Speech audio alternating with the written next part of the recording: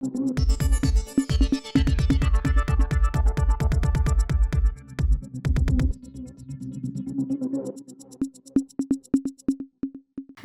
மோடி தலைமையிலான ஒன்றிய பாஜக அரசிடம் தமிழ்நாட்டிற்கு தர வேண்டிய கல்விக்கான நிதியை கொடுங்கள் என்று கேட்டால், புதிய கல்விக் கொள்கையை ஏற்றுக்கொள்ள வேண்டும், நீங்கள் கடைபிடித்து வரும் இருமொழி கொள்கையை கைவிட்டு நாங்கள் சொல்லும் முன்மொழி கொள்கையை ஏற்க வேண்டும் என்று ஏராளமான நிபந்தனைகளை விதித்து, இந்த நிபந்தனைகளை ஏற்றால் மட்டுமே நிதி என்ற ஆணவ போக்கை கடைபிடித்து வருகிறது.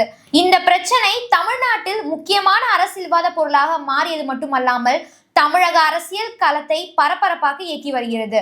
மீண்டும் ஒரு மொழி போர், மீண்டும் இந்தி திணிப்பு எதிர்ப்பு போராட்டம், மீண்டும் தமிழர்களின் போர்க்குணம் என்று திமுக அரசாலும் தமிழக மக்களாலும் டெல்லி அரசுக்கு எதிராக பேசப்பட்டு வருகிறது. ஆளும் திமுக அரசும் திமுக கூட்டணி கட்சிகளும் இந்த பிரச்சனையில் ஒன்றிய பாஜக அரசை கண்டித்து பல போராட்டங்களை முன்னெடுத்து வரும் சூழலில் ஆங்காங்கே திமுகவினர் ரயில் நிலையத்தில் வைக்கப்பட்டிருக்கும் பெயர் பலகையில் இடம்பெற்றிருக்கும் இந்தி வார்த்தையை கருப்பு மை கொண்டு அழிக்கும் போராட்டத்திலும் ஈடுபட்டு வருகின்றனர்.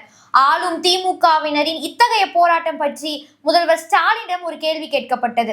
அந்த கேள்வி என்னவென்றால், ரயில் நிலையத்தின் பெயர் பலகையில் இருக்கும் இந்தியில் எழுதப்பட்டிருக்கும் அந்த ஊரின் பெயரை அழித்துவிட்டால் தமிழ்நாட்டில் இருக்கக்கூடிய தமிழ் தெரியாத வட மாநிலத்தவர்கள் எப்படி அந்த ஊரின் பெயரை அறிந்து கொள்ள முடியும் என்பதுதான் அந்த கேள்வி.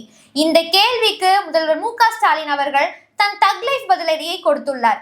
அவர் சொன்ன பதிலடி என்னவென்றால், இந்தி தெரியாத தமிழர்கள் வட மாநிலங்களில் பணிபுரியும் பொழுது தமிழில் எழுதப்படாத ஒரு ஊரின் பெயரை எப்படி படித்து புரிந்து கொள்கிறார்களோ அப்படியே இங்குள்ள வட மாநிலத்தவர்கள் புரிந்து கொள்வார்கள்.